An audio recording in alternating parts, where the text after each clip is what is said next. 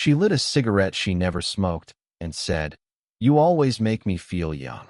That sentence didn't belong on a quiet porch at midnight. Not between me and her. But there it was, hanging like smoke in the air, curling toward a place neither of us could name. I wasn't supposed to be there. Not that late. Not after the birthday party ended. Not after her son, my friend, left to drop off some girl and never came back. But I stayed. And she didn't ask me to leave. She sat in the old wicker chair like she always did, wine glass in hand, legs crossed, cardigan pulled over her tank top. Her hair was loose, messy in a way that didn't look careless. And she looked, not older, just quieter than usual, tired around the eyes. Not from age, but from years of pretending she wasn't. I sat on the porch step below her. That's where I always sat, ever since high school when I'd hang out at their place. She'd bring us snacks and stay for 5 minutes too long, and I never minded. She was beautiful back then. She's beautiful now. But tonight, something was different. Maybe it was how she watched me. Not directly, but just enough. Maybe it was how my knee brushed hers when I shifted, and she didn't move. Maybe it was the way silence didn't feel awkward anymore. It felt like permission. I shouldn't say that, she added suddenly, eyes flicking away. Forget it. I didn't answer right away. I just looked at her. The porch light buzzed above us, dim and old. It made her skin glow warm in the shadows. Her fingers tapped the side of her glass like she was stalling time. "I don't want to forget it," I said. And I meant it. Every word. She smiled, but it was tired, like she'd smiled that way too many times before. Like she didn't know how to believe a compliment unless it came from someone who didn't know her. But I knew her. Maybe more than her son did. "You're just saying that," she whispered, looking out at the street like it would save her. "I'm not," I said. "You're not, like other people." That made her turn to me again. Really turn.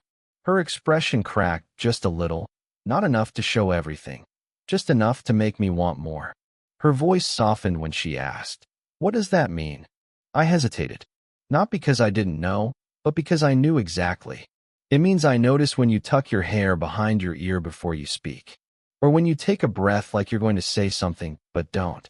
It means I stay after the party ends because I like being near you." Her eyes didn't blink for a second. Then she looked down, swallowed slowly, and said, "You're too young to say things like that." I leaned back on my elbows and looked up at the sky. Maybe, but I'm still saying it.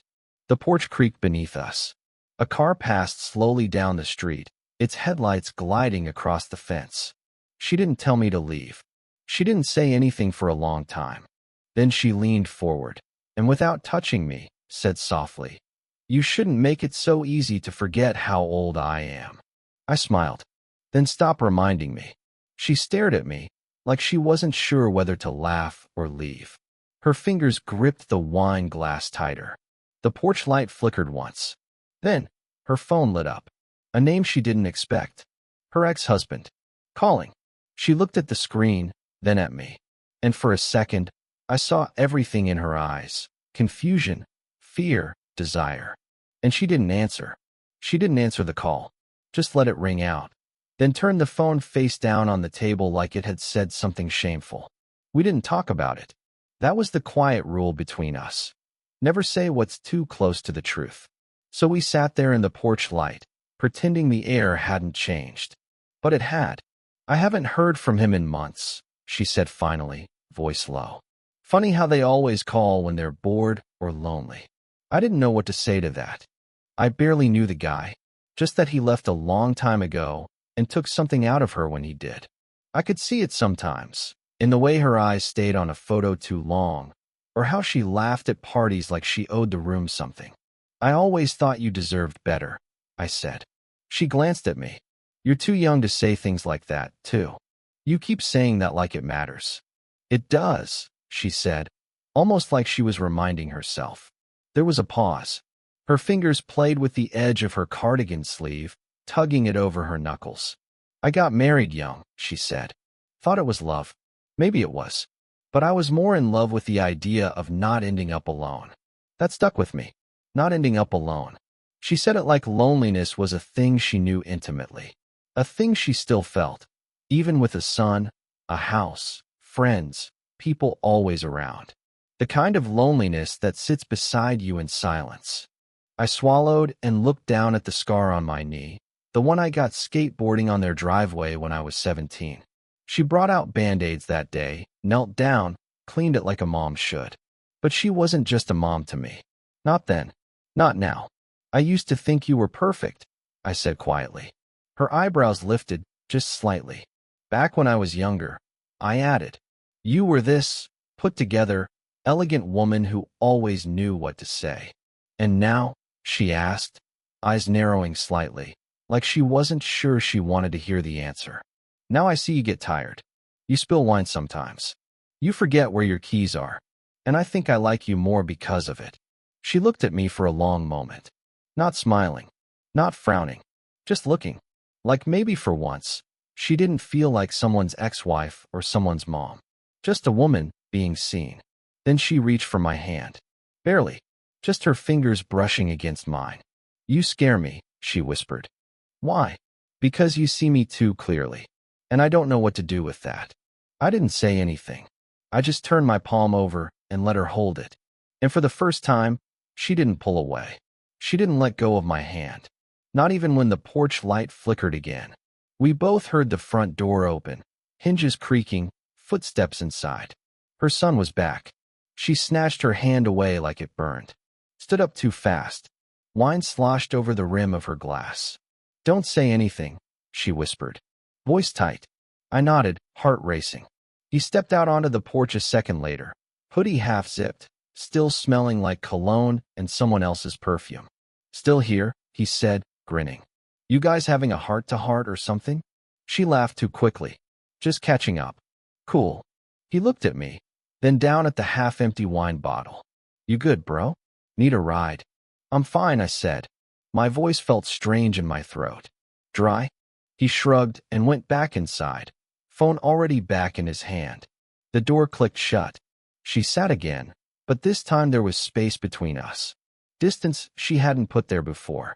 I shouldn't have held your hand, she said. I leaned forward. You don't regret it. She didn't answer that. Just sipped her wine and looked straight ahead. I've spent years being what people needed me to be, she said. Wife, mother, host, polite, nice, safe. And what do you want? Her mouth opened, closed. A pause. Then, to not want this.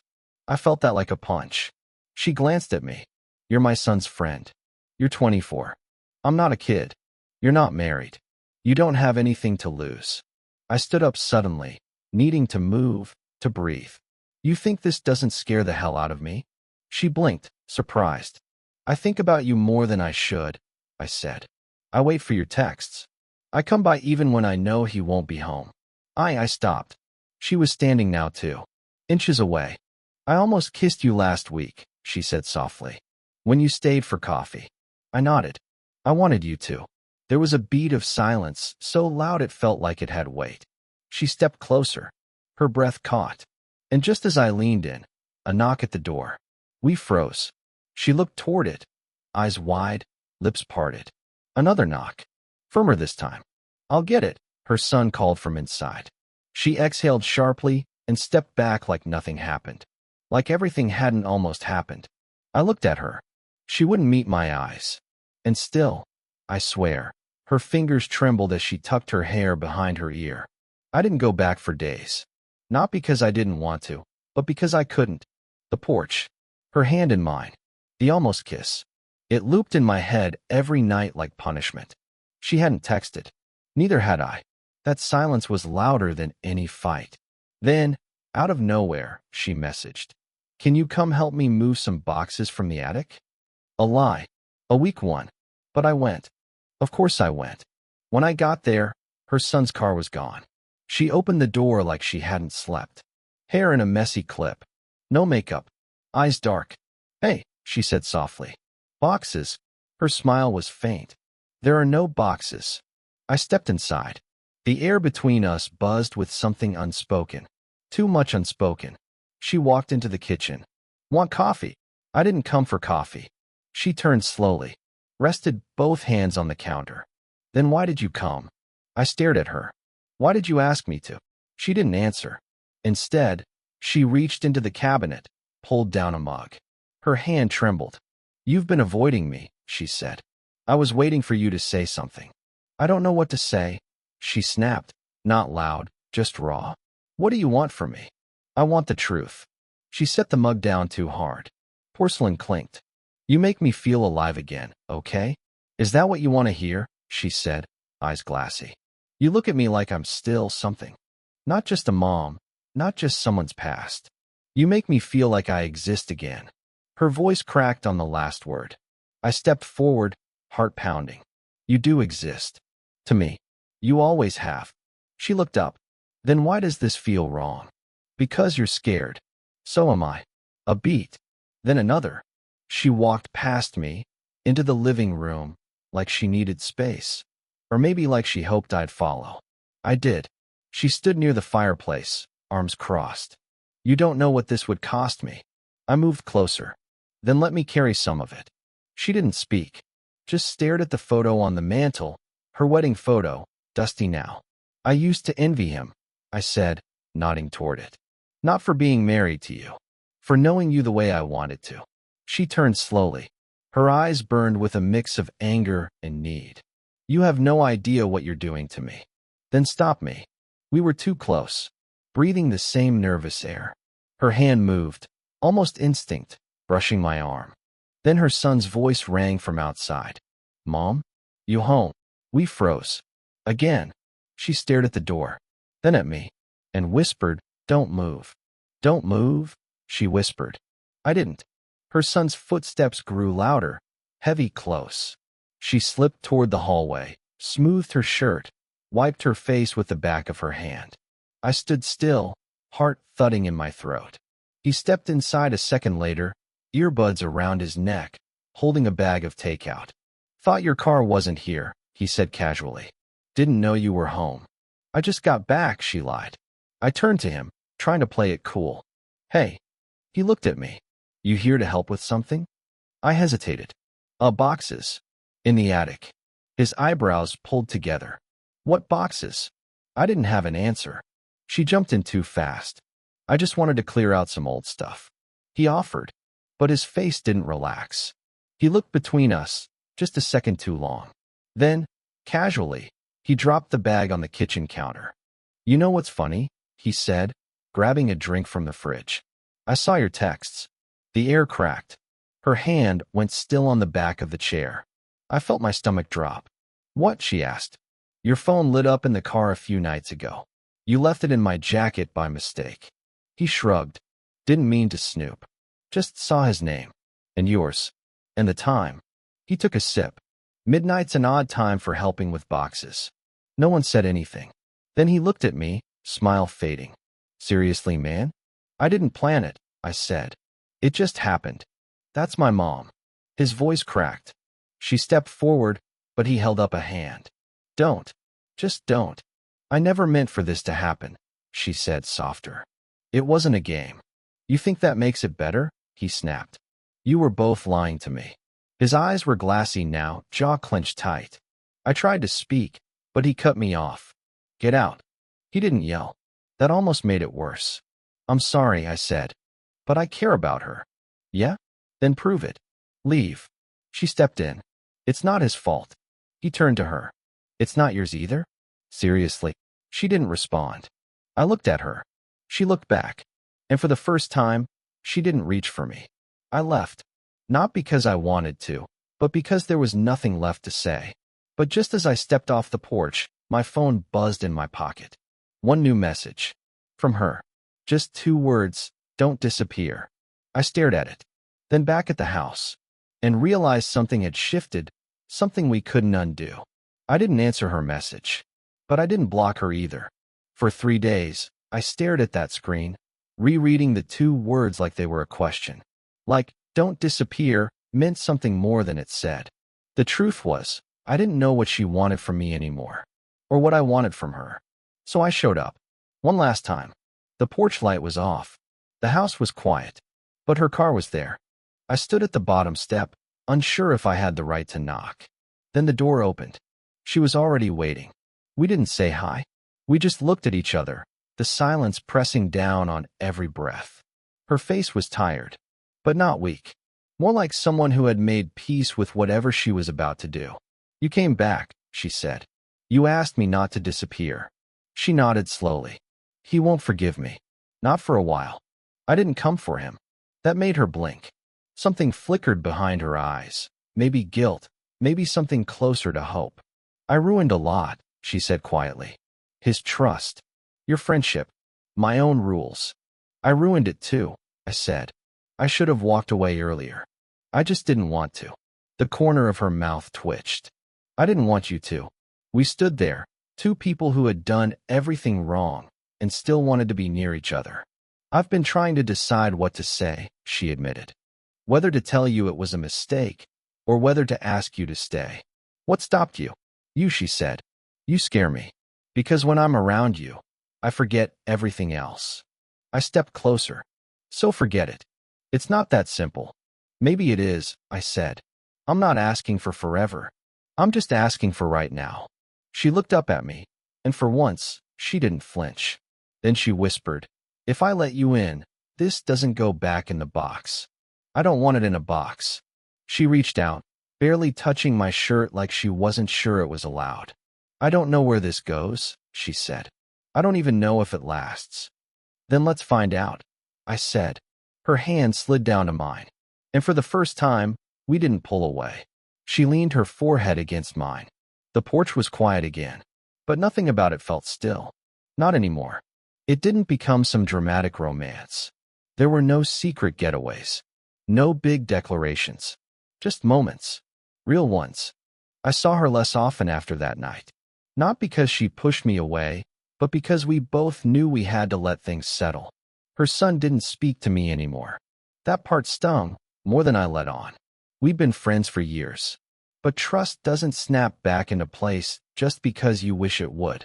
She texted sometimes. I replied. We met for coffee once, far from town. No makeup on her, no expectations on me. We didn't kiss. We didn't even touch. We just sat across from each other and talked. She told me she was thinking about moving. Not because of me, but because she realized she'd build a life around other people's needs.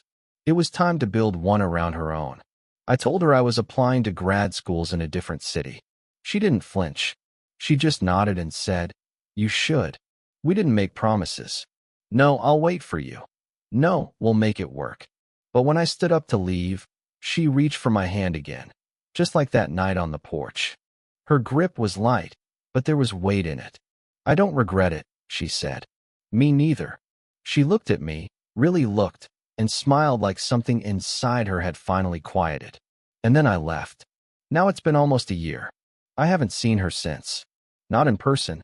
But sometimes, I still pass that house in my dreams. The porch light glowing, her voice in the back of my head saying, you always make me feel young.